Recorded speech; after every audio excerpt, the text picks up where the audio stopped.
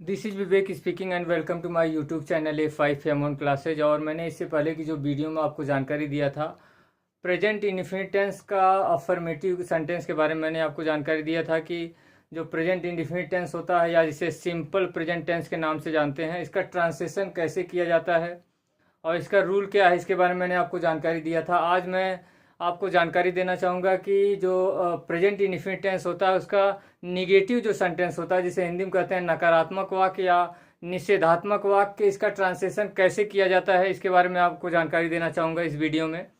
और मैं आपको बताना चाहूँगा कि इसका जो ट्रांसलेशन करने का जो रूल होता है, अगर इंग्लिश में कहा जाए तो सबसे पहले subject plus do not oblique does not plus verb first form plus object plus other word. अगर इसको हिंदी में कहा जाए तो सबसे पहले कर्ता, उसके बाद do not oblique does not, उसके बाद क्रिया का प्रथम रूप, उसके बाद कर्म और उसके बाद अन्य शब्द लिखेंगे।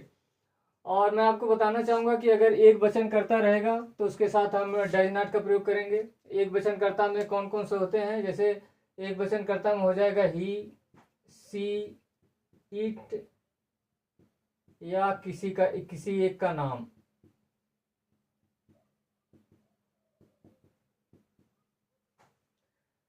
जिसे हम सिंगुलर सब्जेक्ट कहते हैं। और आपका प्लूरल जो सब्जेक्ट हो जाएगा, जिसे बहुवचन कर्ता कहते हैं, उसमें हो जाएगा आई, वी, यू, दे या दो या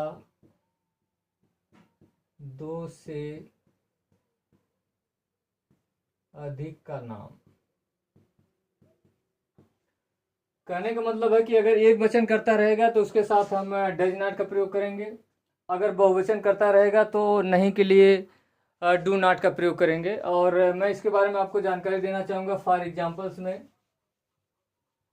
सपोज दैट, मान लीजिए पहला जो एग्जांपल हो गया, वह अपना समय बर्बाद नहीं करता है।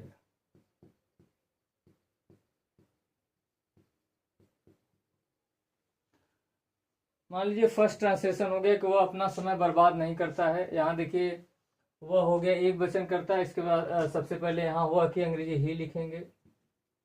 उसके बाद एक वचन करता है तो यहाँ डज नॉट का प्रयोग करेंगे, इसमें से डू नॉट, डज नॉट में से डज नॉट का प्रयोग करेंगे। और उसके बाद बर्बाद करना का मतलब वेस्ट, वेस्ट माने बर्बाद करना, WAST वेस्ट। और ही के साथ अपना की अंग्रेजी यहाँ लिखेंगे हिच टाइम। सपोज दैट दूसरा ट्रांसलेशन हो गया, मान लीजिए हो गया कि सोहित उसे गाली नहीं देता है। मान लीजिए ट्रांसलेशन है तो यहाँ सोहित एक वचन हो गया, इसके बाद सोहित की अंग्रेजी सबसे पहले यहाँ लिखेंगे कर्ता हो गया। सोहित एक वचन हो गया, इसका मतलब यहाँ डज नॉट का प्रयोग करेंगे।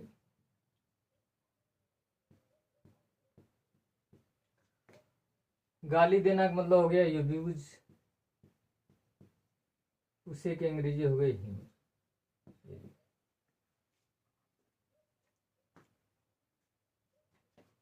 नेक्स्ट मैं ट्रांसलेशन आपको बताना चाहूँगा। जैसे मान लीजिए हो गया कि नौकर कमरा साफ नहीं करता है। सपोज दैट ये ट्रांसलेशन हो गया। यहाँ भी नौकर एक वचन हो गया तो इसका मतलब द सर्वेंट, यहाँ करता हो गया the servant. Do not, does not में से डज नॉट का प्रयोग करेंगे, डज नॉट। क्लीन माने साफ करना, यहाँ क्रिया हो गई। और उसके बाद कमरा यहाँ हो गया the room.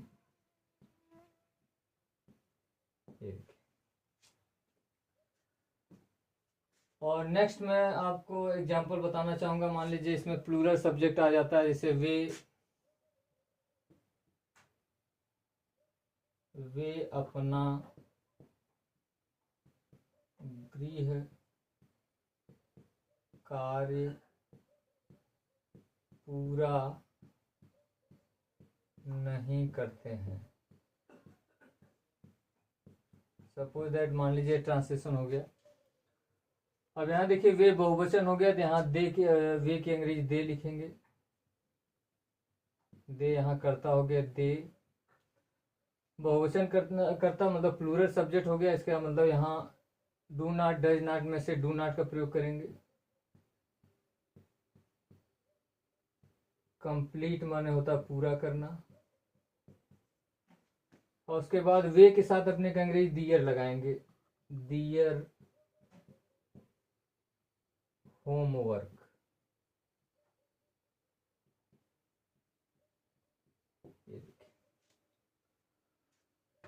Suppose that, next मैं ट्रांसलेशन ले लेता हूं।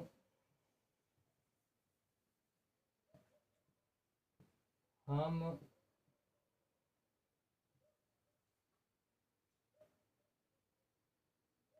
उन्हें बाजार में नहीं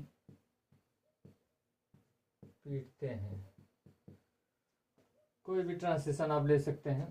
तो यहाँ देखिए हम की अंग्रेजी वी लिखेंगे, वी डू नॉट लगाएंगे यहाँ, क्योंकि ये देखिए हो गया बहुवचन करता वी। और उसके बाद पीटना की अंग्रेजी यहाँ बीट का प्रयोग करेंगे, बीट। उन्हें का मतलब हो जाएगा देम। और उसके बाद एक कर्म हो जाएगा, उसके बाद बाजार में हो गया अदर वर्ड में आ जाएगा,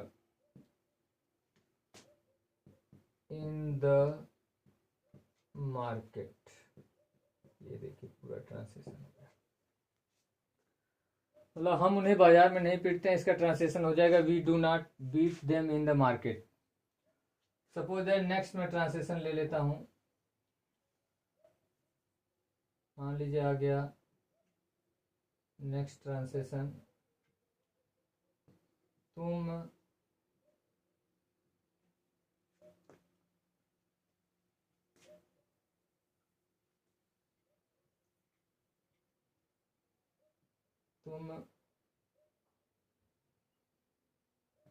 हमें यहाँ नहीं बुलाते हो। सपोज दैट, ये ट्रांसलेशन हो गया, तुम हमें यहाँ नहीं बुलाते हो। मान लीजिए हो गया, तो तुम बहुवचन हो गया, इसका मतलब तुम की अंग्रेजी यू लिखिए। बहुवचन करता है यहाँ डू नॉट का प्रयोग करिए। बुलाना का मतलब हो गया कॉल। हमें का मतलब हो जाएगा अस। और उसके बाद हियर। ये देखिए पूरा ट्रांसलेशन हो गया। सपोज दैट, एक ट्रांसलेशन और मैं ले लेता हूँ यहाँ। मान लीजिए हो गया कि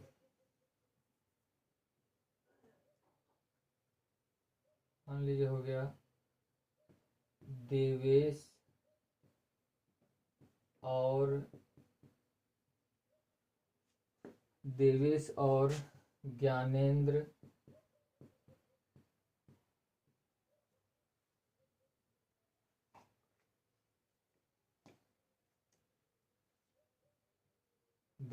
ज्ञानेंद्र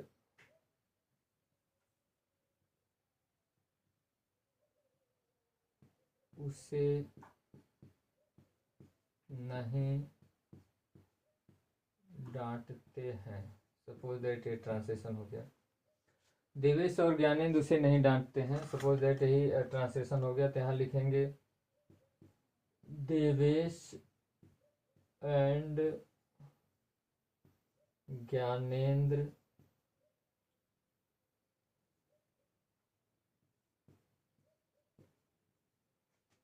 उसके बाद देवेश और ज्ञानेंद्र, इसका मतलब हो गया दो लोग हो गए, इसका मतलब ये बहुवचन हो जाएगा, प्लूरल सब्जेक्ट हो जाएंगे।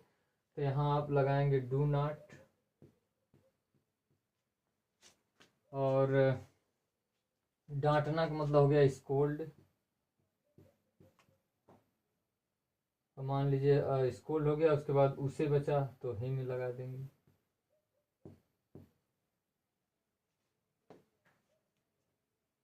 तो इसमें आपको मतलब इसका पूरा ट्रांसलेशन, देवेश और ज्ञानेंद्र उसे नहीं डांटते हैं, Devesh and Gyanendra do not scold him.